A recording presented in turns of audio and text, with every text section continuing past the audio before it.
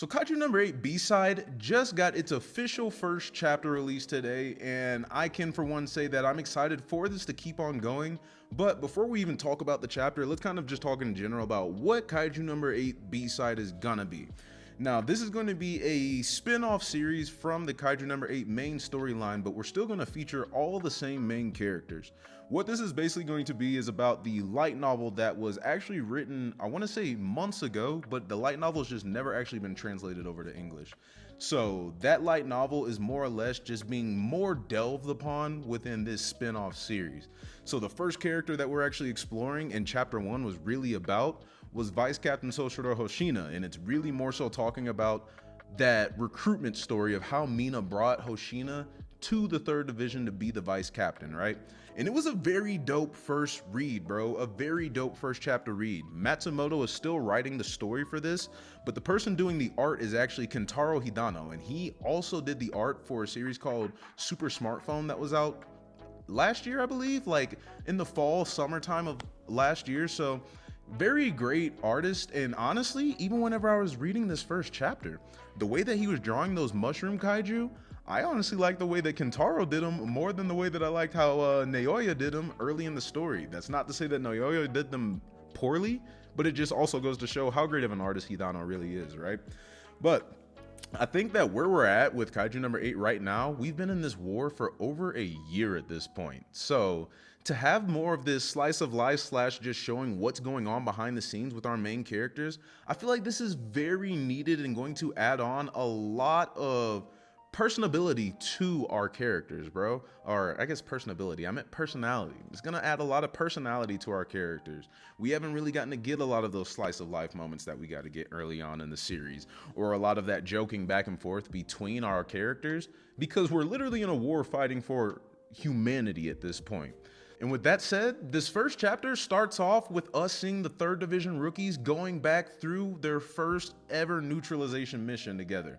And it was such a nostalgic and cool callback to see them going on their first ever neutralization mission. Because to see that, to think to where we are now in a war where some of our best and brightest rookies are now using daikaiju numbered suits, is wild, bro. People have come so far across 80 plus, 90 plus chapters.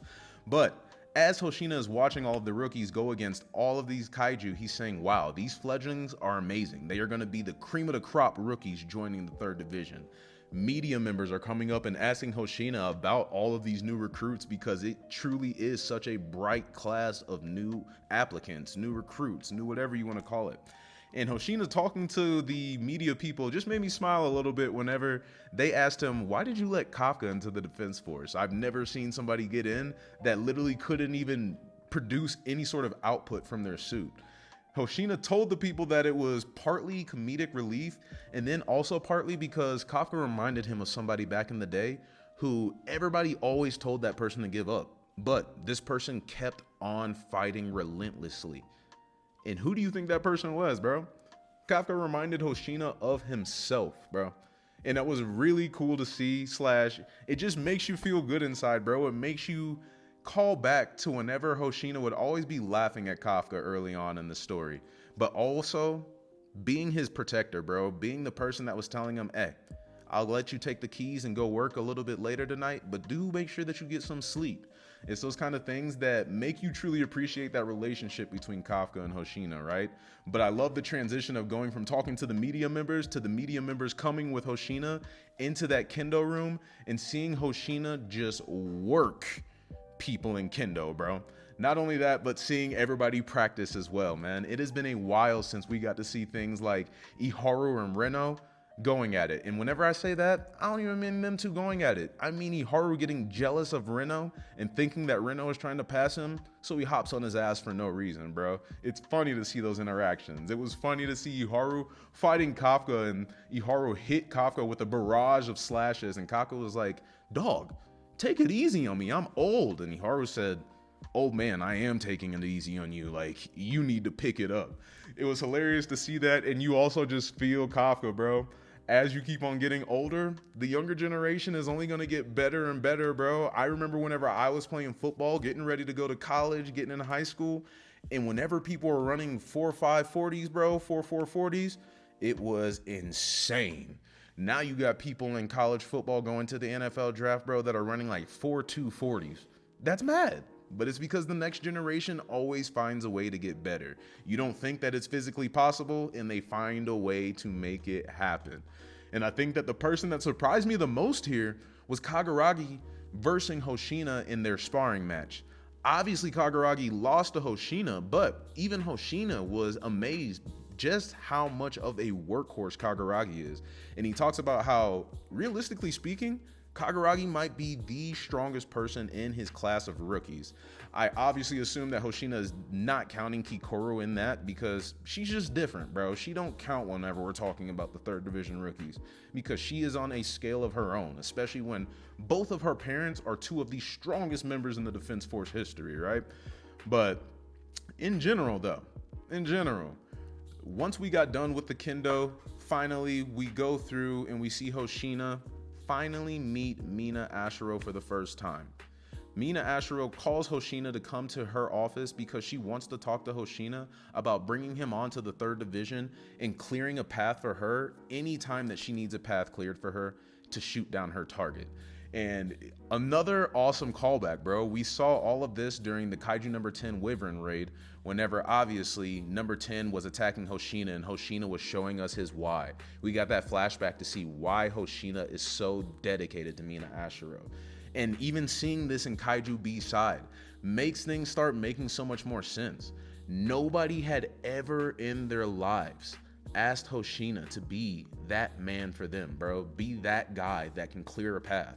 Yet Mina asked him first and didn't think twice about it, bro. She knew that, first off, Mina's terrified of knives. She's terrified of swords. So she knew that she couldn't touch a knife or sword because she said that she can't even use a knife to cut food in the kitchen, bro.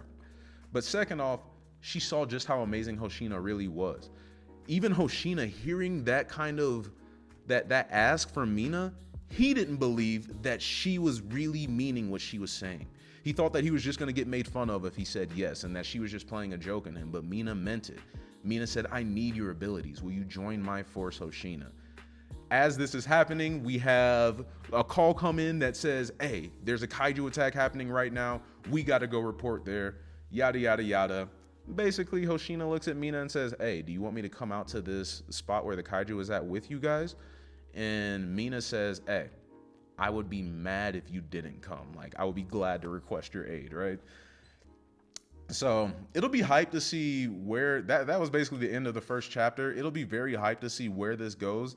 I'm hoping that every single character just has their own small side spinoff. So even once we get done talking about Hoshina and how he ended up getting recruited to the third division, maybe we'll go and see a mission that Kafka and Reno ran together, or maybe we'll see a time where Kikoru and Kafka trained together whenever they first got transferred over to the first division, right? I'm just hoping to see awesome stuff like that. We know what happens in general, but we never really got to see any like low-key battles, low-key fights, the things that help people increase their output percentage from their suits. So I think that this spin-off series is very much so needed. The first chapter was slower and it was basically showing us stuff that we've already seen before, kind of, but we're still getting more than what we did. So I don't know, man. I'm excited to see where this keeps on going. This video is not going to be edited, like I said, as much as my other video, because this is just the spinoff. I want to see where this goes. And also, I can't even guarantee that this will be out on the same exact day as whenever I drop chapter reviews normally, bro. I just got this one out quick because, hey, it's the 100th chapter today. It's a celebration of Kaiju number 8. So why not also celebrate on YouTube by dropping 2 videos in one day? So, arigatou gozaimasu if you watch this video. And if you watch my Kaiju number 8 chapter 100 review, thank you for that too. But nah, man, I will be here. You know me. I'll catch you later. Peace.